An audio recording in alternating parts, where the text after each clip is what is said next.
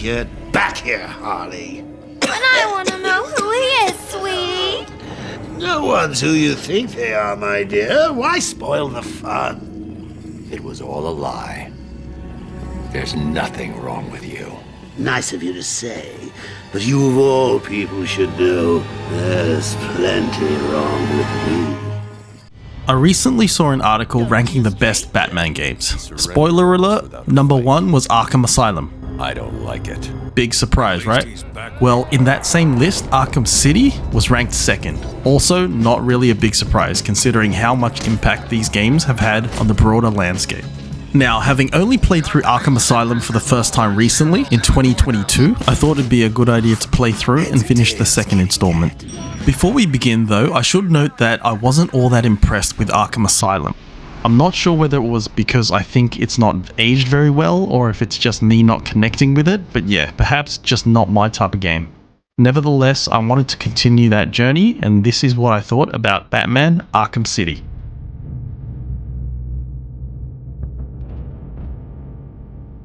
I feel like when it comes to graphics, Batman Arkham City is both really well done and poorly done at the same time.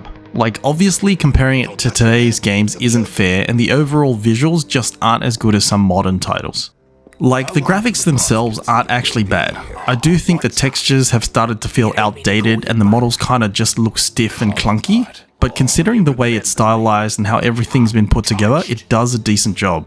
One thing I do appreciate though is the level of detail that can be found throughout Arkham City. It's honestly quite impressive, and I think part of what gives this game its charm is how much detail the devs have put in. Courthouse. I repeat, Catwoman is in the courthouse. Is she in danger? Affirmative. Target is being held by Dent. We believe he intends to kill her. The art style, in my opinion, is also a highlight. Like, even the menu and upgrade icons are really just well drawn. The game just manages to hit that Batman aesthetic and sets a great atmosphere for the whole world that's been built. Like, at one point in the game when you're looking out over the city from Wonder Tower, even though it's blurred, I'm guessing due to the tech limitations at the time, you get to see quite a distance, and it's pretty awesome. What makes this view truly incredible though is that most of what is visible can be travelled to, which helps to show you the scale and size of the city. Now, the camera work is my least favourite aspect. I think it needs to just chill the hell out, especially during finishes. Like, I understand trying to add that cool spectacle, but if it's not showing the actual finisher, what's the point? Then the reverse is true during the actual fights, because the camera doesn't move at all and you need to control it yourself. I mean, it's not terrible and you get used to it, but I guess it just felt weird. Maybe because I'm spoiled by the newer games today. Now, the thing is, in isolation, the textures and camera don't bother me too much, but when you combine the two, I started getting motion sickness. Maybe it was just me, but something about the combination meant I had to take breaks throughout my playthrough, and it just broke the flow of the game. All we need now is a finishing touch. A special new hat. Just for you.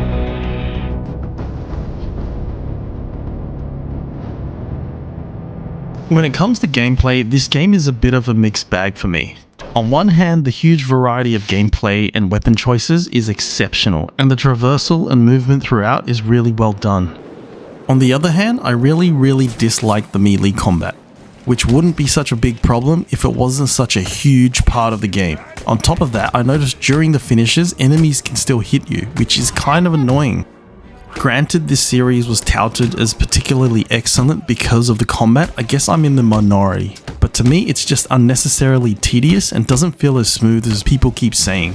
Like, I remember in Mad Max and Shadow of Mordor, both Warner Brother published titles as well, feeling a bit awkward at first, but really growing on you as you get used to it. Arkham City, and Arkham Asylum for that matter, never ended up feeling that great even by the end of the game. One part of the gameplay that stood out for me though are the boss fights. The variety in each of them really changes things up. The mechanics, goals, and way you approach each one is unique and keeps things interesting. Like, this Mr. Freeze fight alone forces you to change your tactics as he stops you from reusing any abilities you've used already. I mean, it's not frustrating, it's not repetitive, it's just excellent.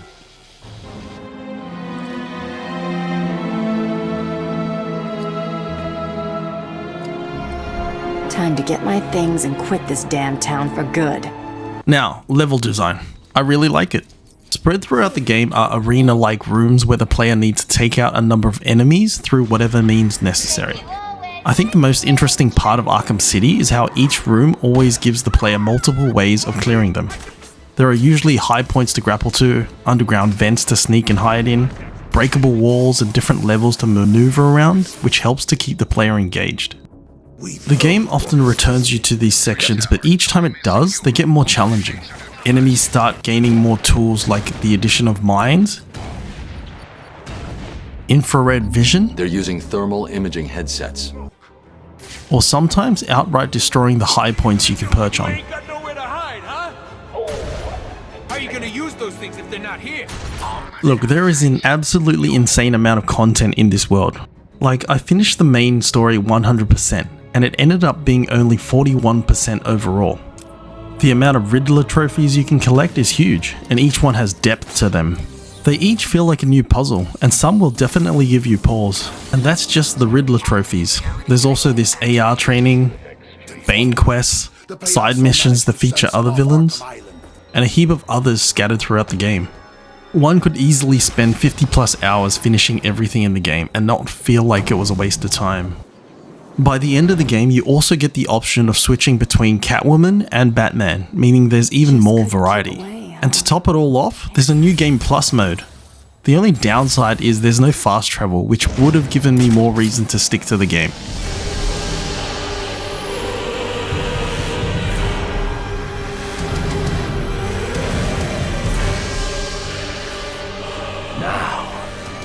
Only one of us can leave this chamber alive.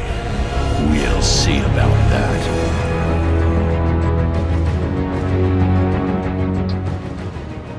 Now, the music for Arkham City is honestly pretty awesome. It's kind of epic and does a really good job setting the tone.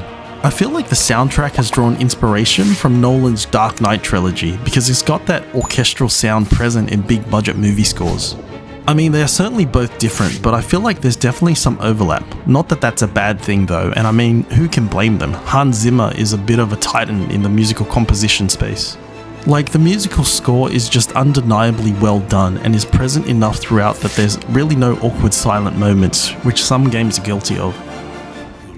Okay, voice acting. The VA work in this game is easily some of the best out there. Like, I actually don't think there were any voices that were poorly done, and the cast is pretty incredible. This is not a time for negotiation. I think it is. The clown has my wife. Bring her back to me. Kevin Conroy has been the Batman of many childhoods at this point, and rightfully so. His voice work just manages to embody the soul of that powerful yet human superhero so many people love. It was all a lie. There's nothing wrong with you. Nice of you to say, but you of all people should know there's plenty wrong with me. Take my blood, for example. I wish somebody would. This stuff is killing me. Why should I care? Mark Hamill's work as the Joker is just exceptional as well, and it's easy to see why so many people still refer to him as the best Joker. There's actually quite an ensemble cast of voice actors, and the voice acting in Arkham City is just extraordinary. I'd honestly be very surprised if you don't walk away very impressed after playing through. Welcome, Detective. It is time for your final challenge. Kill me. Replace me as the demon. It is your destiny.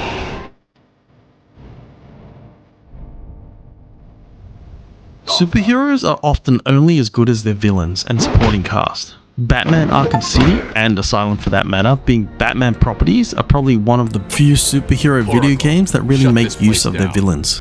My pleasure. Considering Batman's infamous rogues gallery, Rocksteady had a lot of options to draw from. But the way the characters, especially the villains, have been entangled in this story is probably one of the best I've personally experienced. The Joker being so popular, in some ways more so than the Dark Knight himself, is testament to how well these characters have been written. Mark Hamill being the voice also did such an excellent job, it's easy to see why this trilogy is still alluded to with such love. I think one of the more interesting aspects of the game though comes up at a key moment towards the end of the story. Oftentimes in games, the developers give the player an illusion of choice, especially in narrative-led titles. Usually the use of suggestive language is enough to steer the player towards the ideal choice the devs had intended. Wolfenstein kind of has an example of this. Sometimes there's outright warnings, such as when Ninja Theory hinted at permadeath in Senua's Sacrifice, which ended up being a misinterpretation. Other times there are real consequences, but few games are as fleshed out and deep enough to impact the actual outcome of the game. Witcher 3, for example, has been praised for how well these choices have been implemented. Not to discredit Rocksteady, but there's a choice at one point in Arkham City that appears to impact the game's ending, but it actually doesn't. You can find this out when you push the limits and call their bluff. Having said that, I still think Arkham City is done really well considering how far you can actually push the game, before it winds things back and asks you to make the canon choice. I mean, it is a superhero game after all. When it comes to the story, I will admit I very much expected it to be the same few predictable tropes rehashed in one way or another. Arkham City definitely leans into some of those, but for me it actually felt refreshing in the way it handled a lot of key moments. I wouldn't say it will necessarily surprise you, but it definitely has a few twists and turns up its sleeves. And the way they're presented also keeps things interesting and shows how much love and respect Rocksteady had for the characters and story. Arkham City for me personally felt pretty unique and really made use of its huge cast of characters. The story is definitely a standout and my favourite part of the game. Although I wasn't convinced with Arkham Asylum, I definitely agree that Arkham City deserves the praise it gets. After playing through this game, I've realised that Rocksteady really has set such a high bar for superhero games. Suicide Squad Kill the Justice League really has a huge standard to live up to. But hey, even if it doesn't do well, Batman Arkham City is still definitely worth playing in 2024. If you've managed to sit through this whole video, thank you so much for watching. I'm still looking to upload a brand new video once a fortnight, but be sure to let me know what else you'd like to see in the comments. Thanks again for watching. Hopefully, I'll catch you in the next one.